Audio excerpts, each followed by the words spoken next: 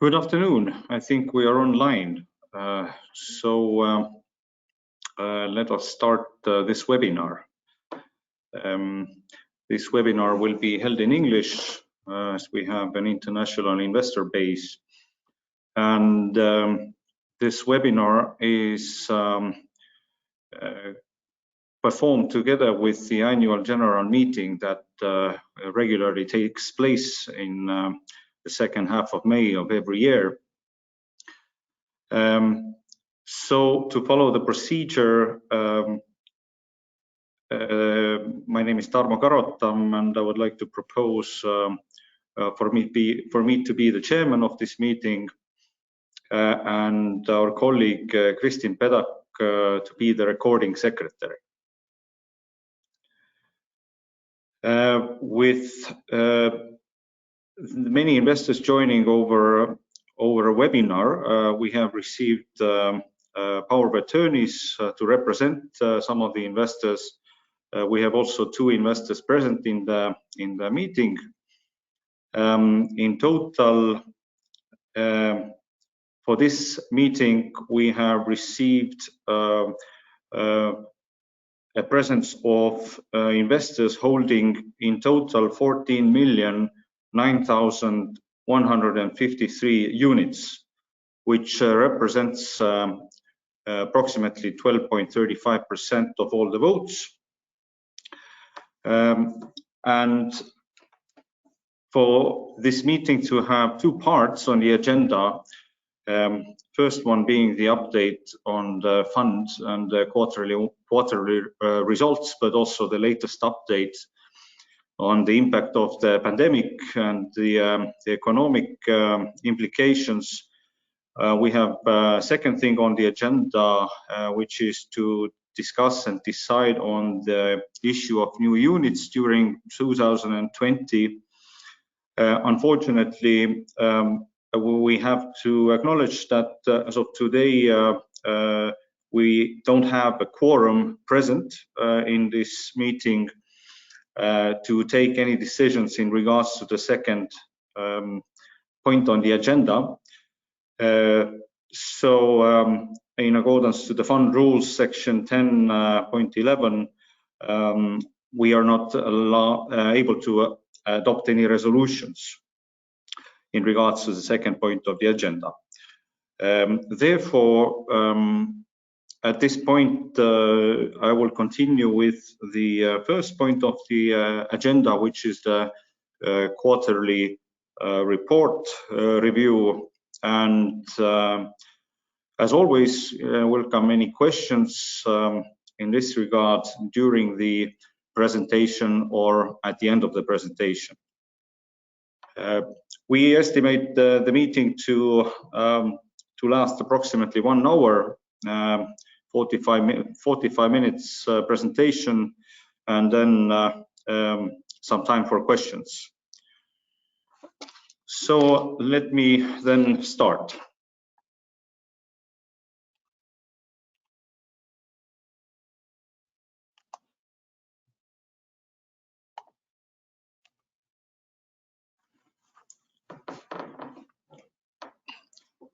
I will go straight into the the situation overview of the Baltic states, considering the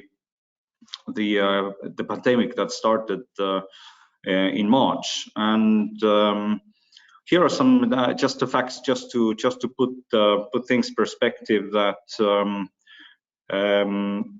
the quarantine period, which also impacted our retail centers very directly, requiring 3 of them to be closed, started, in the middle of March. And in Lithuania, the government was the quickest to act, so that in mid-March the shopping centers were closed overnight. The quarantine period, or let's say the special circumstances, are only now to find its end. As of end of April, the shopping centers in Lithuania were allowed to open again, In Latvia, the dates are similar. In Latvia, the shopping centers were only closed during the quarantine period over the weekends. And finally, also the weekends are now allowed to be open. And in Estonia, the shopping centers opened up beginning of May, the second week of May, but resulting for a 6 months lockdown, a 6-week lockdown of our 3 retail assets. Yes, there are some rent mechanisms now being discussed and in place, so let me get into that as well right away. In in regards to just to show you the figures once again, again in Lithuania, what we saw was that the shopping centers that we own in the central cities that were required to be closed, the footfalls and turnovers dropped around 70–80% in April. And we also see that after opening in the beginning of May, the recovery has started, but also the recovery so far over the past few weeks has been quite gradual. In regards to our neighborhood centers, such as Pirita Center, Sky Supermarket in Riga, and Domus Pro in Vilnius, the situation is much better. And because of the food stores were allowed to be open, the pharmacies and as well the restaurants that could produce food takeaways. Also, in our larger shopping centers in Tallinn, Riga, Vilnius, our food stores and pharmacies and in many cases also pet stores were allowed to be opened. When it comes to government compensation, I would say it is important that the government supports not only the economy but real estate owners in a very rational way, because this situation for all property owners is quite unexpected, and we have just followed orders of the government, and of course as a diligent landlord try to do our best to contribute to limiting the spread of this virus throughout end of Q1, but also now April.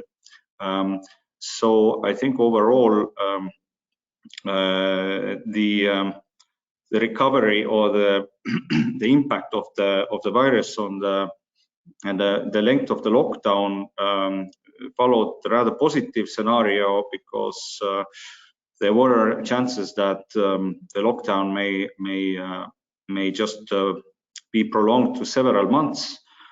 But when it comes to then direct support for retailers that also were forced to close their stores, there was a program put in place in Lithuania where the potential compensation of rent during the quarantine period is approximately up to 80%, considering also the contribution from the landlord, and lasts technically also up to 2 months after the stop of the lockdown, so up until July. In Estonia, the response from the government was more limited towards only 1 month for June.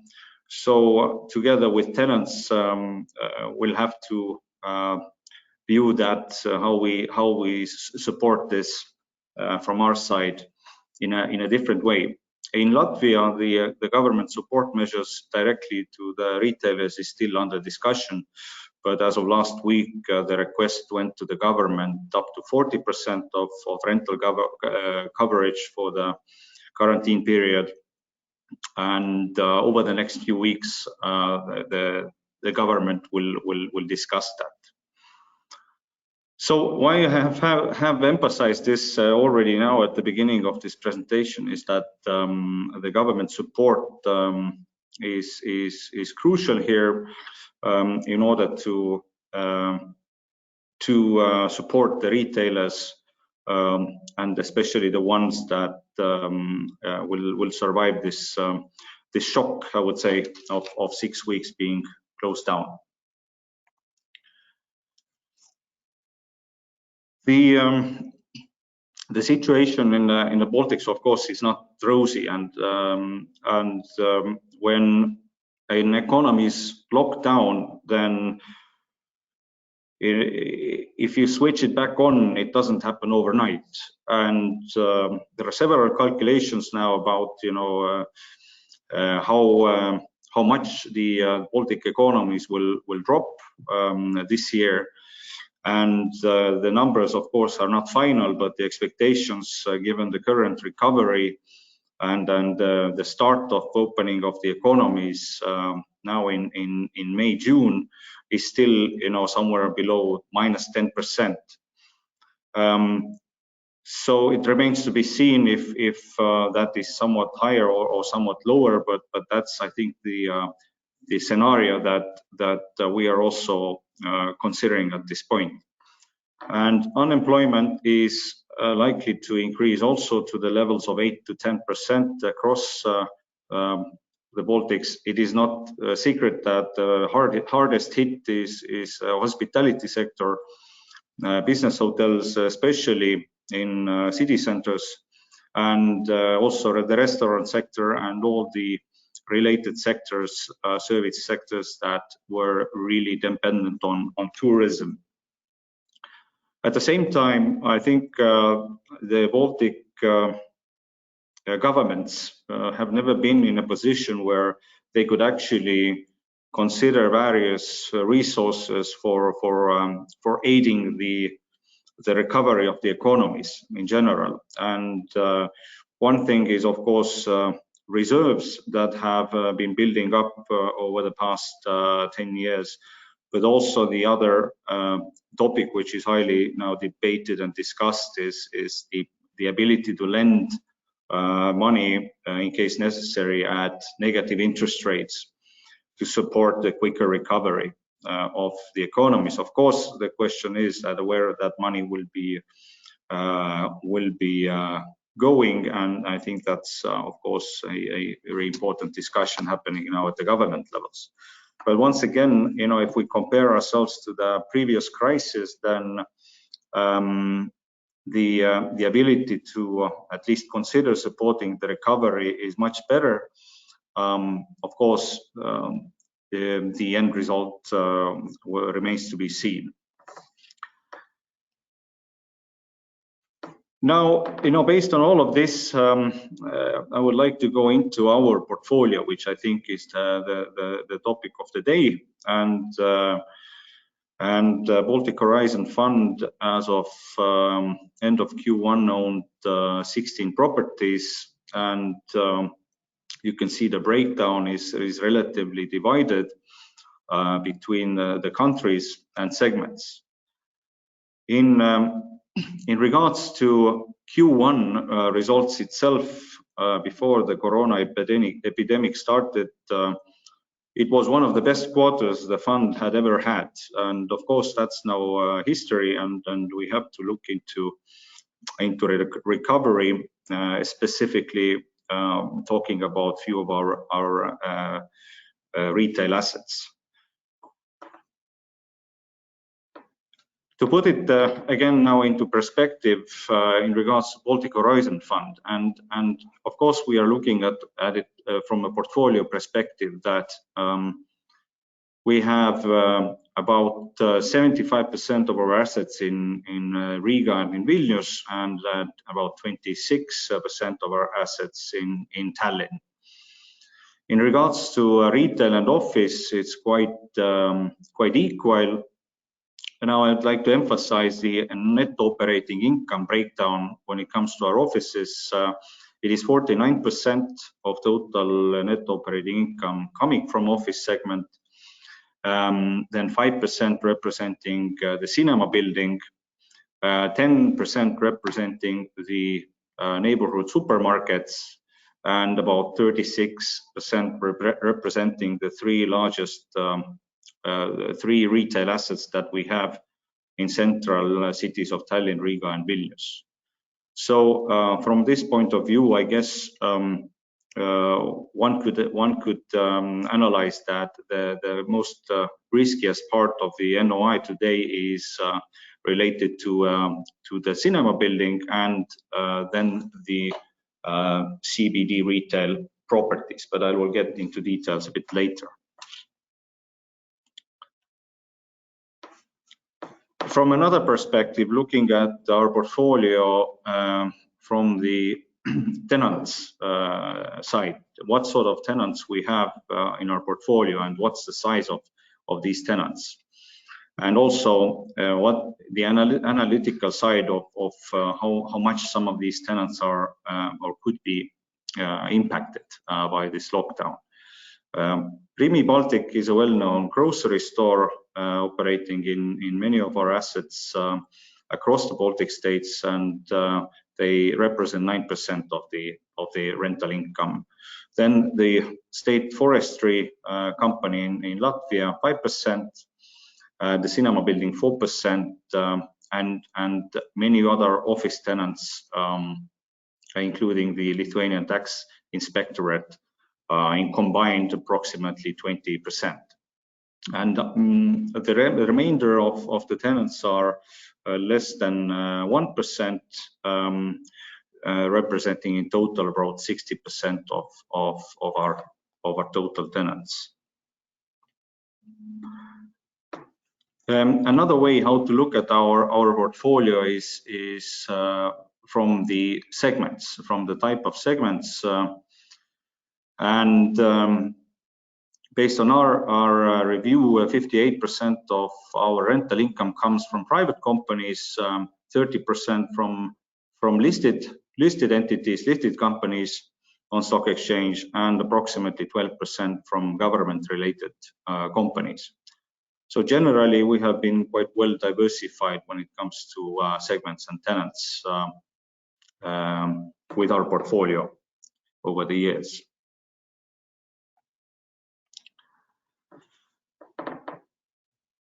Just this is a slide just to put us into perspective that you know, our retail assets that we have in our portfolio represent quite a small percentage of the total retail stock that are in the Baltics.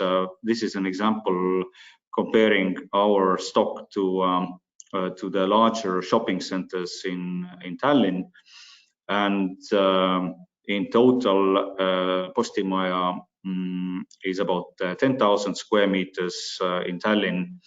In Riga, the Galleria Center is about 20,000, and in Vilnius, shopping center Europa is about 16,000 square meters. So relatively small. But I would say that when you talk about our segments in general, then the office segment, 49%, has remained strong, and even during the quarantine period, you know, the offices were open, and yes, many companies used mixed working, as so did we, but the situation with the office segment hasn't given us any surprises. Also, I think considering the type of tenants that we have, and in regards to retail, there's been a lot of now discussions on tenants who are of course having issues with their shops being closed down, and it's been quite an active dialogue between the tenants and understanding how the government support works in Tallinn and Vilnius shopping centers So it's been quite hectic, in that way around. And currently those negotiations are still ongoing.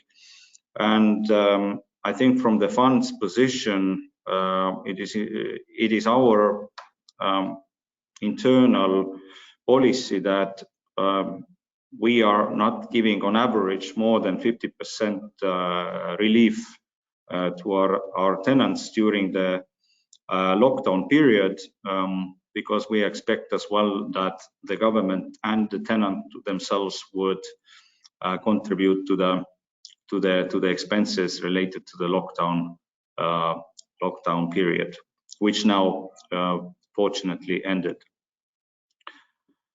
This slide is again an interesting slide just to compare, because this is a presentation of also Q1 results, how our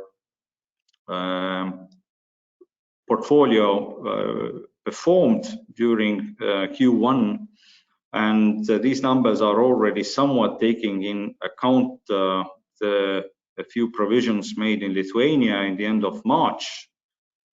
But generally, the fund had a like-to-like rent increase of approximately 2.8% compared to last quarter. This was due to some indexation of rental contracts based on inflation rates, but also some improvements in occupancies.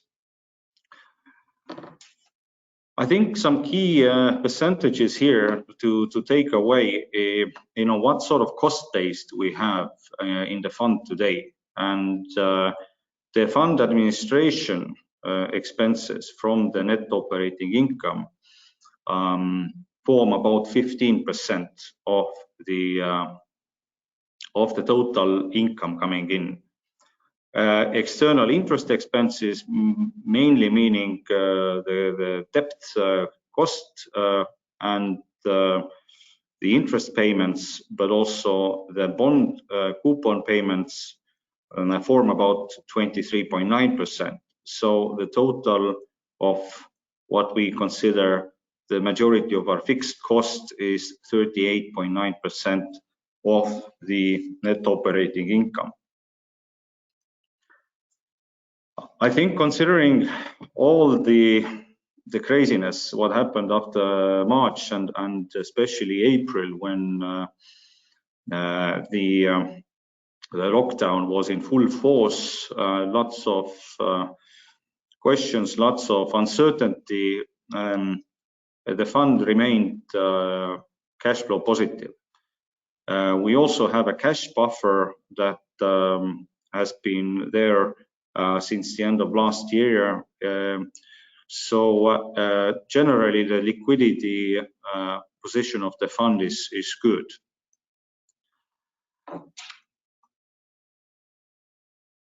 And just to have a few more comparisons of Q1 to the previous levels, our loan to value decreased a bit. The interest cost remained the same, about 2.6%. In regards to the dividends, after Q1, of course, it was a very difficult discussion what to do with the dividends, whether to pay based on Q1, as it was a very good quarter, a full dividend, or to keep a higher cash buffer. We also discussed potential dividend postponement, but I think what we understand, and what we've always had a goal for is that we are a quarterly dividend paying real estate group, and that's our #1 goal. So yes, it's important to keep a good cash buffer and maybe even increase the cash buffer, but we figured after some discussions also with our internal peers that we should rather decrease the dividend and keep a reserve. And The good thing about Baltic Horizon is that we can pay out a dividend again every quarter. So if there is uncertainty like there was after Q1, we could reserve that dividend for the next quarters to be paid out. And so we will of course monitor the situation around the fund in the second quarter and the third quarter, and then make final decisions on the dividend payouts at the moment. And as you know, dividend decisions are also published over stock exchange, and they follow a financial calendar that is also available on our website and on the stock exchange. So we will monitor now every I would say quarter the situation and then make respective decisions. However, of course, the work around the fund and the tenants is ongoing on a daily basis.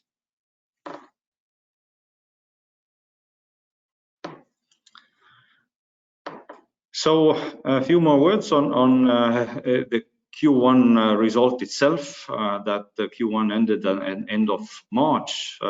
Yes, we had a big increase in the fund size.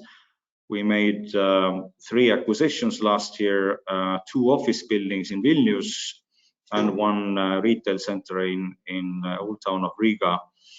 I think it's important to note on this slide that our rental income increased 49%, and yes, we also had some increase in financial income and financial expenses. But administrative expenses had a smaller increase. That for us shows that the fund, when it has grown, has become also more efficient when it comes to managing the administrative side of this vehicle.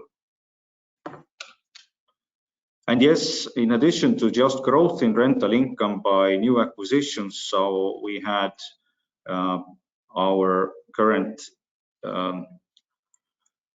properties last year at the same time, and this year in Q1 deliver an income of approximately 2.8% higher.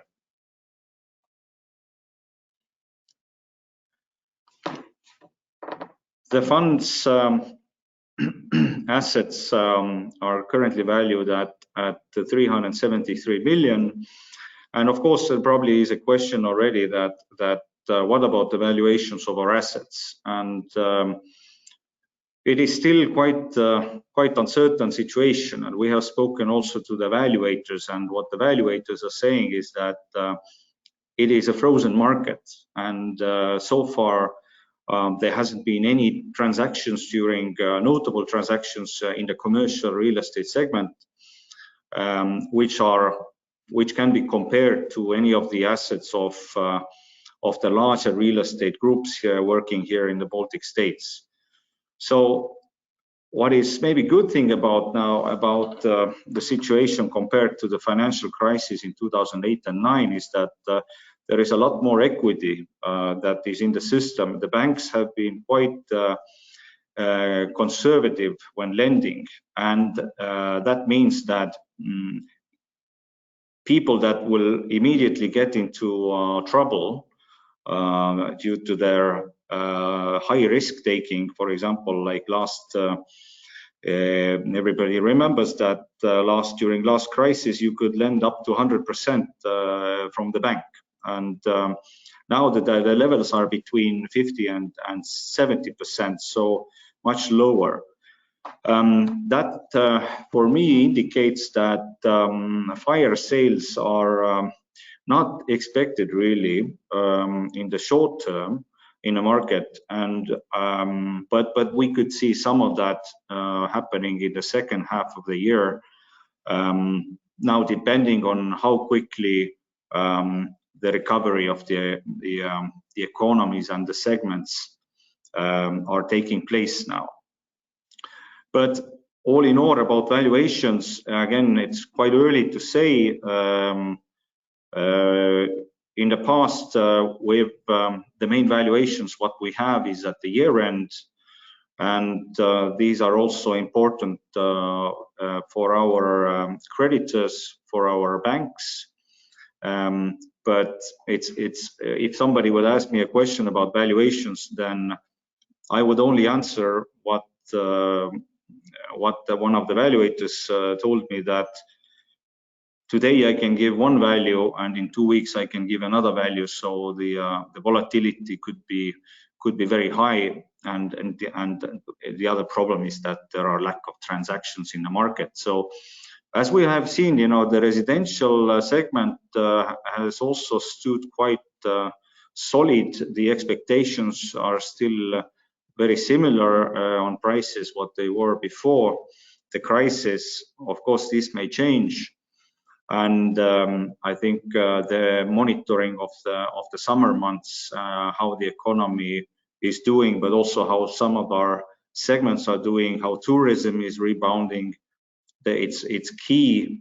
And as well, shopping centers, how they come back from the lockdown. It's important to really monitor that. In Estonia, many of the shopping centers had very surprising results during the first weekends. In Lithuania, the comeback maybe wasn't that fast, but it's gradually also improving week by week, as we have seen. But then again, it's too early to say how quick the recovery will be. However, when it comes to hotel segment and the related segments, I think it's also clear for everybody it will be a very tough 12 months, if not 18 months ahead.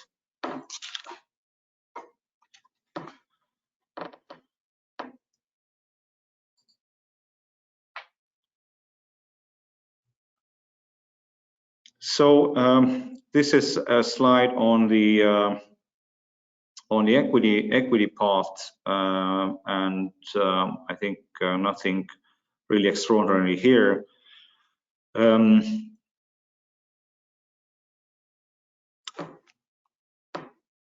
The occupancies, of course, stayed quite well in Q1 at a similar level, improving even. In Europa, we started to already book some provisions, but once again, current work is now to finalize the discussions with the tenants mainly for April, because that was totally locked down for all tenants. That how do we manage to support now our tenants during this shock together with the government? I would say also something important from our analysis is that the retail tenants, about 5% are the ones that currently we estimate in our larger shopping centers not to survive. But it's quite interesting that these are the tenants that were actually already having trouble before the crisis. One way or the other, they were in debt or lagging out the payments. So this is, I think, the current initial impact, I would say. So we estimate it's about 10 tenants across our larger shopping centers, which is about 5% of our retail center net operating income.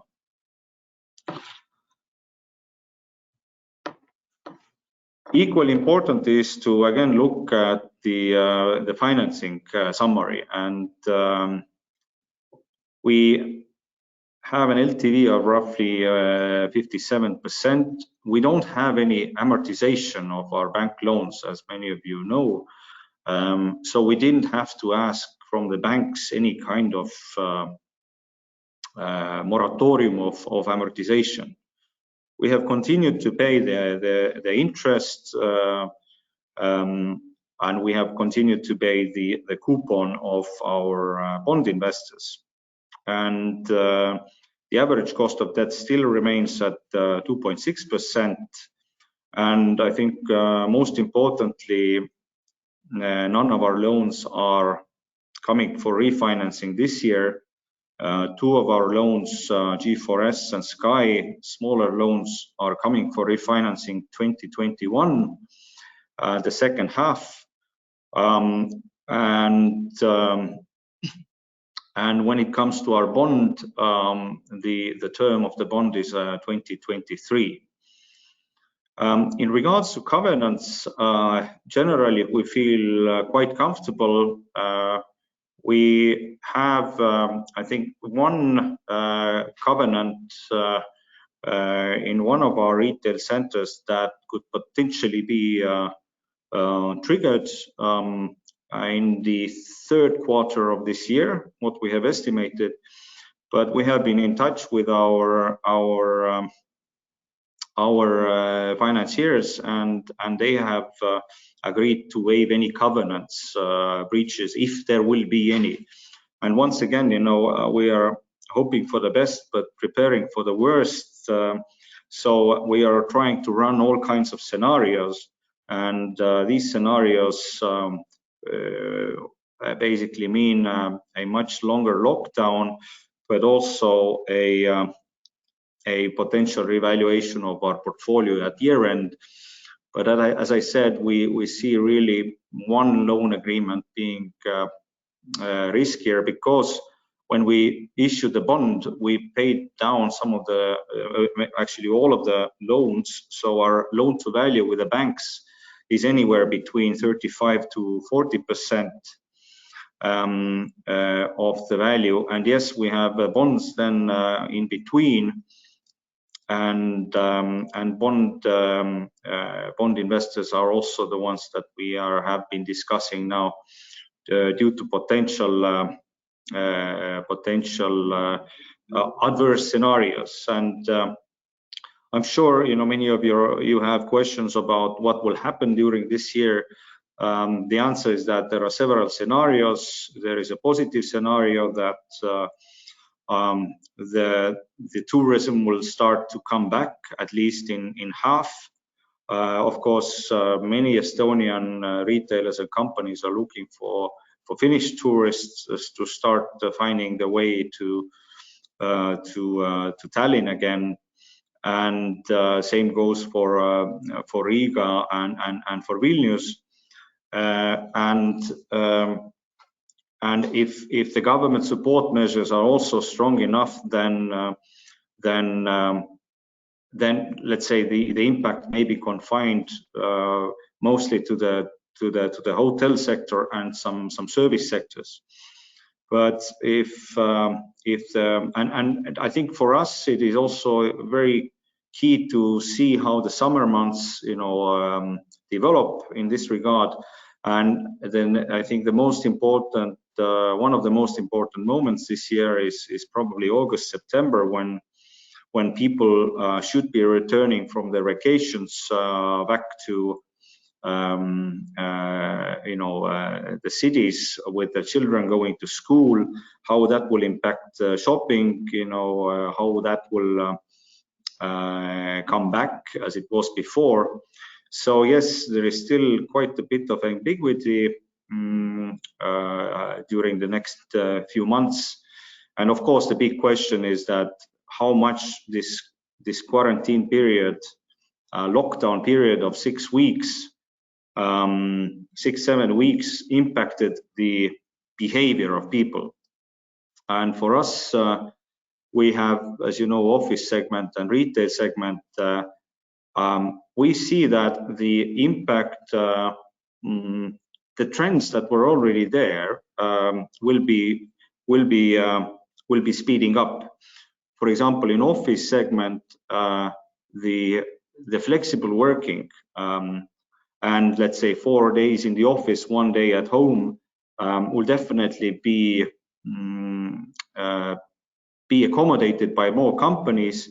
However, as we have all noticed that in many cases, to live and work only from home, it creates additional issues and may as well reduce productivity in some cases. It's also about adhering and keeping the corporate culture. So it's we do estimate in a base scenario that when it comes to large tenants then yes, they will look for flexibility, but we estimate the office segment to stay strong. Now, neighborhood supermarkets, I think, have performed well everywhere, unexpectedly well even, it is important to mention that there has been a lot of discussion that what's the percentage of online trading now, and yes, it has increased, but if you have also heard, many of the retailers have said that this only forms 5 to 10% of our expected sales. So there are issues with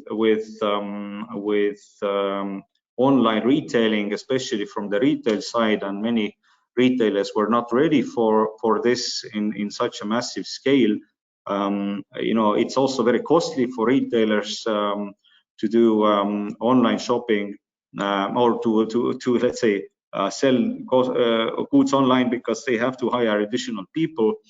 So there's a lot of issues still to be sorted out. But that being said, I think after the lockdown, we saw that when people were rushing back to the shopping centers, that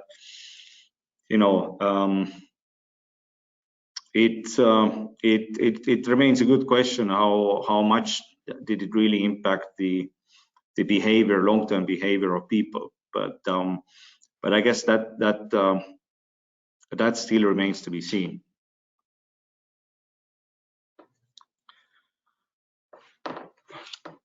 So this is once again a summary of the loans that we have, and first loans to come for refinancing are end of 2021. Everybody's also talking about potential second wave, and I think the virus. I think many of us understand that the virus COVID-19 has come to stay. It will not disappear totally. So we have to start to understand how to live with the virus. Of course, for us owning the 3 shopping centers in central areas, it's important to understand whether this would also mean another lockdown of tourism, another lockdown of shopping centers in general. Currently, what I've understood from the government discussions are that perhaps that's not needed, but then again, that remains to be seen, and hopefully we can manage and we have more information to manage the second and potentially the third wave of this virus much better than the first one, which took everybody with a very big surprise.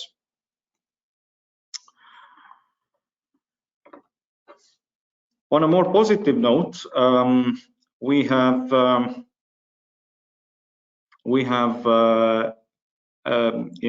still ongoing with our expansion project in Vilnius.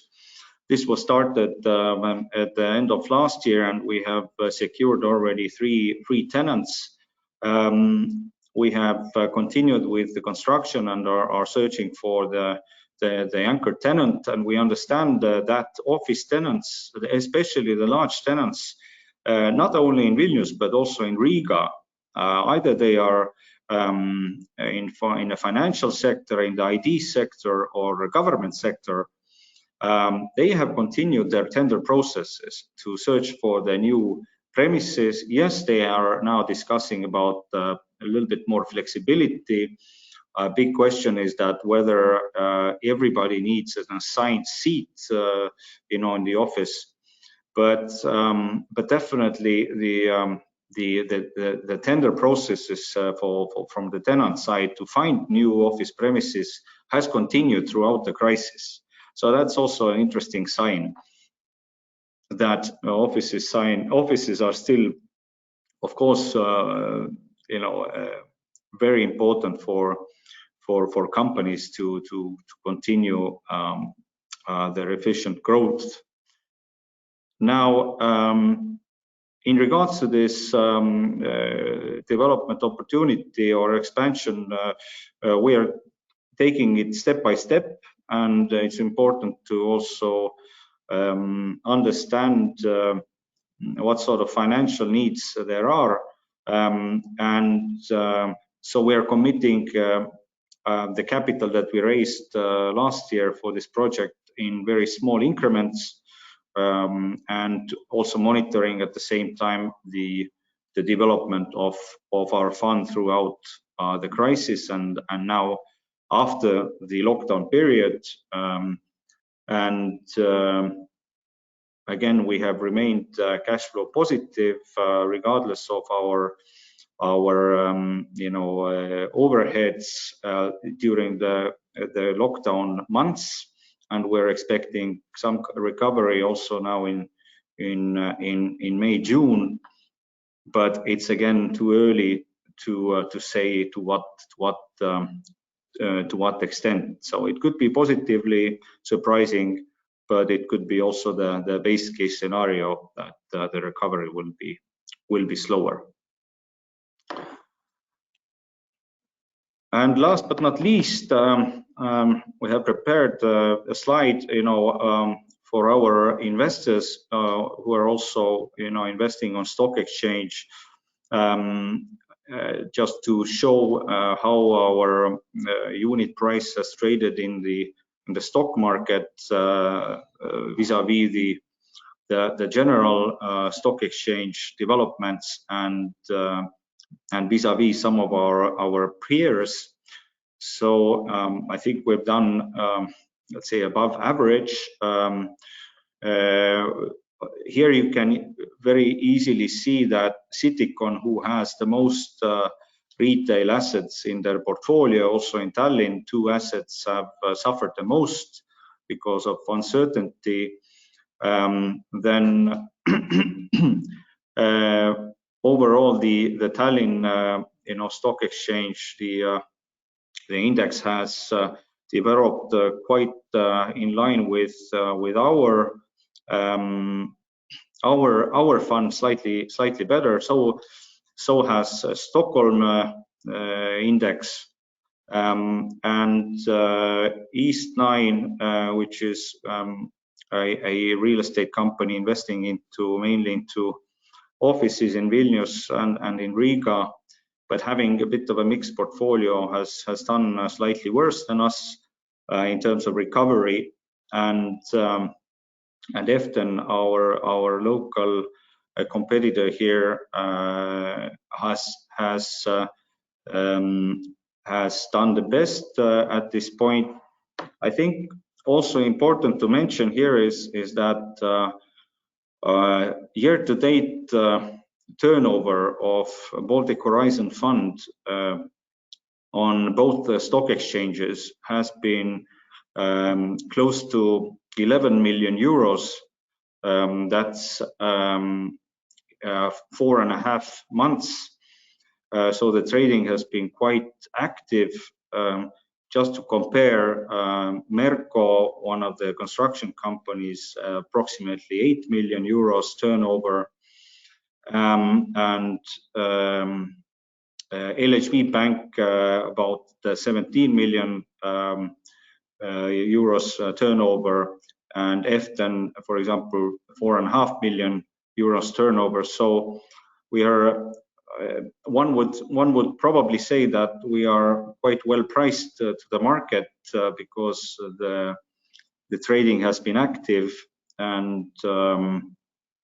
I would say about 65% of the trading has happened in Tallinn Stock Exchange in euro, and about 35% this year's trading on stock exchange has happened in Stockholm in SEK.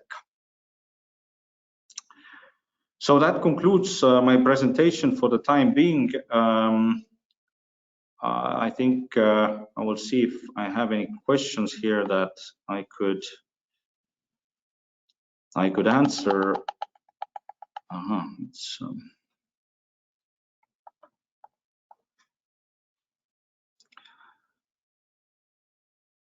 So the only ongoing construction that we have is Meraki, but as I said, it's in stages and very small stages that we control this construction, also based on the tenant interest. We hope to have some good news there soon. When it comes to our expansion projects, as many of you know, we have also the expansion project of Postimaja and Cinema building, which is ongoing. We are aiming to get the final construction permit end of this year. We have already received one construction permit to join the underground parking. So yes, this is in full motion. We also fine-tuning the concept now, in also trying to understand the impact of this virus. But it is, I think it's definitely fair to say that we have not stopped that, and we're very much looking forward to on a long-term basis having favorable construction prices also early next year to continue with the expansion and build the two buildings together. So that's Postimaja and Coca-Cola Plaza. Yes, and on the other hand, the Europa Shopping Center reconstruction project is also in full motion. We're exploring their additional building rights as well as the concepts change to become more of a service center to the commercial area there, to the catchment area, which mainly constitutes of people working in the offices. So yes, these are definitely ongoing, but on a smaller scale. We don't have yet tenants who have gone bankrupt, but we are estimating roughly 10 tenants not to survive this crisis. And well, I guess I can say that we're really trying to work hard with the tenants that we think that will have long-term potential. But there are some tenants that we are terminating the lease agreement ourselves in order to protect ourselves as a creditor towards those tenants. So it's very much case-by-case basis that we look at our tenant portfolio. But I think overall, the names that we have in our portfolio are long-term tenants, and we expect them to survive this shock still quite well. No cost of debt has increased at this point, and we don't expect it to increase. As I mentioned, our covenants are quite far away, with maybe one or two exceptions that we are monitoring closely, but they will really be at risk to be triggered probably only at the end of the year, and I think the situation has to go much worse for those covenants to be triggered. But the banks are, they are acting differently also this time around.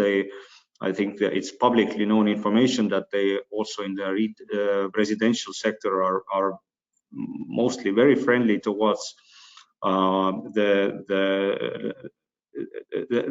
lenders, because again, they don't want to become real estate owners unless they really have to, and that's really the worst what they want. So what they have said overall to the market, to everybody, that we are willing to waive any covenant breaches if there will be any. Once again, we don't see any immediate covenant breaches in our portfolio, and we are continuing to pay our interest as charged, also bond coupon, and I think the cash flows from our portfolio allow us to do that quite comfortably. Timeline of the government support measures is probably right now in Lithuania, May, June in Lithuania, June, hopefully July in Estonia, and summer months in Latvia. Hopefully there will be support. I think the Q2 report and the Q2 will again be much clearer in this regard, but that's what we foresee for the time being. Acquisition plans, I think, we are ready to, of course, monitor the market for opportunities, and the funds like us, we always are talking to investors that are out there and have found the Baltic states an attractive investment location. And I guess it's fair to say that we are continuously discussing with these investors. And a little bit ambiguity now and uncertainty is something that we hopefully also can capitalize on. And if not through new acquisitions, we will monitor the market closely, I think, the second half of the year, but definitely lower construction prices that are estimated for the years to come now.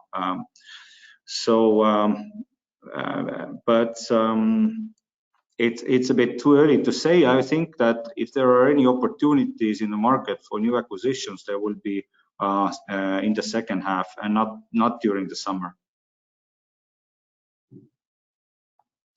A question about cinema. Finally, they are allowed to open as well on 1st of June. That's good news, because first discussions were about 1st of July. 1st of June, we're meeting them tomorrow to discuss the opening. There is this famous movie coming out in July called The Tenet. I think all Estonians are looking forward to it.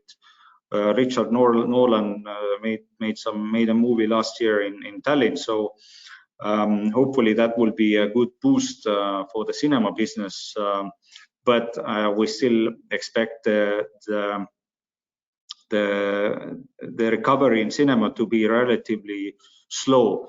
Now, I think what I can emphasize here only is that we believe we have the strongest cinema operator in the Baltic states, belongs into a large global group, listed in many stock exchanges with capital sources, leading to China. And the group also owns, cinemas across the Nordics, Finland. So I think we definitely have a global player under a solid, let's say, lease agreement. We hope for a quick recovery for them, and we do as much as we can to support that.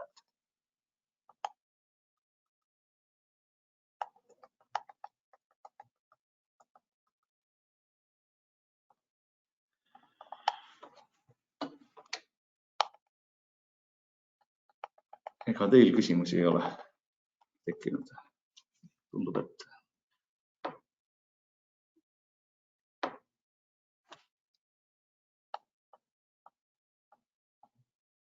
there is one more question.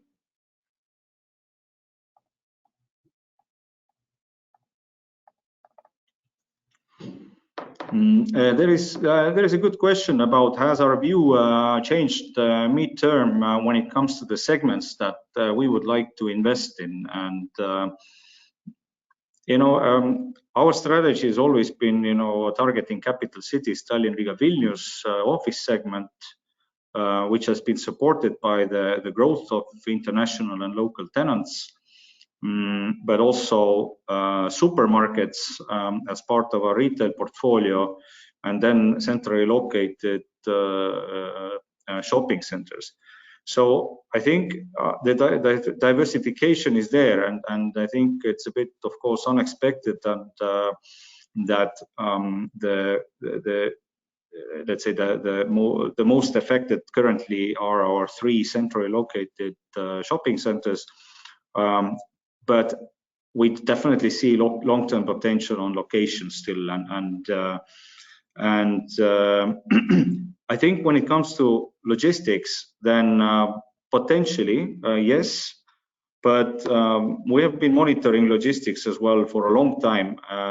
In logistics, what could be attractive is brand new buildings with brand new tenants, because they have the biggest competitive advantage.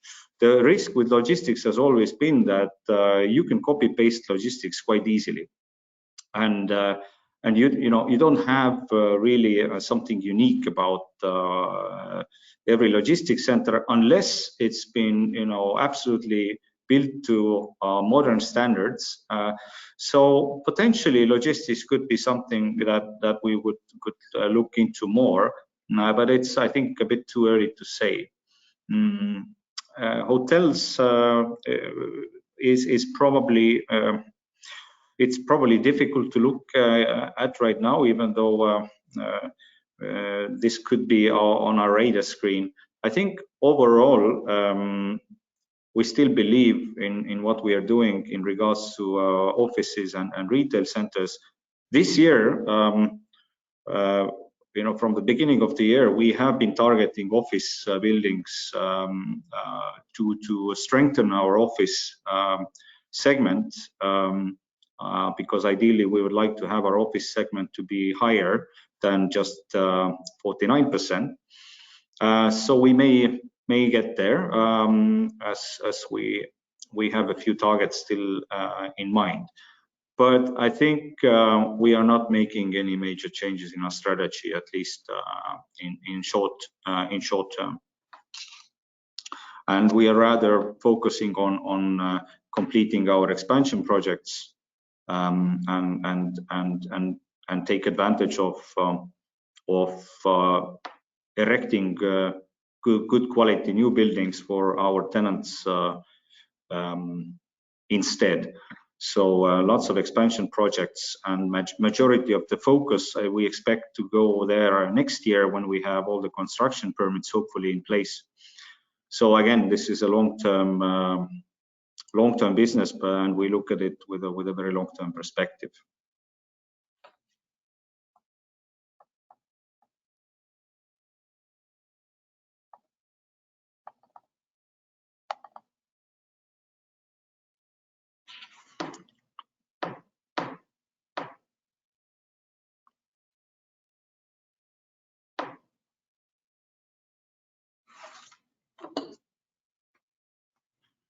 So it's been exactly 1 hour. Once again, this was the first agenda point. The second agenda point, which was discussion and decision about the new unit issues for new and current investors this year. We did not have a quorum in place. There possibly would be a second general meeting. We have 2 weeks to consider whether to bring that together. So if there is no more questions, then we can declare this meeting closed. In regards to just from the corporate governance point of view, the audits of the fund, both last year and also the Q1, they were all completed. We have almost completed all the audits of our SPVs, our property companies. That is expected also in the next week, and I would have to say that that no surprises there. Everything has been in good order, despite that, of course, the the impact of crisis management has increased the workload considerably for our team. But as well, the depository bank, Swedbank, has given us a conclusive report on the analysis of our fund, as everything being in order.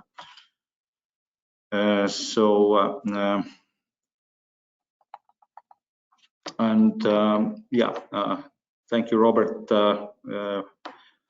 our largest investor from Church Pension Fund, also being present in the webinar today.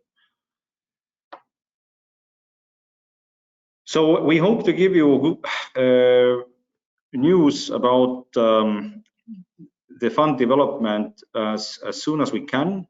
And I think next time to look out for some news is, if not sooner, than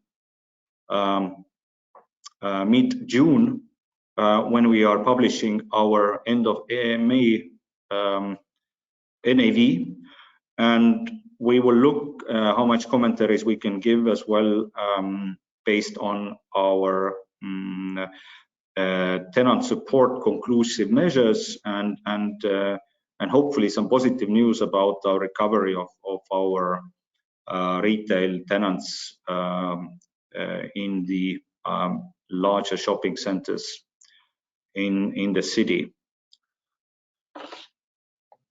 So once again, thank you very much from our side, and in case there were questions that you still have, I'm always available over email. If I can answer, I will always answer in as much detail as possible.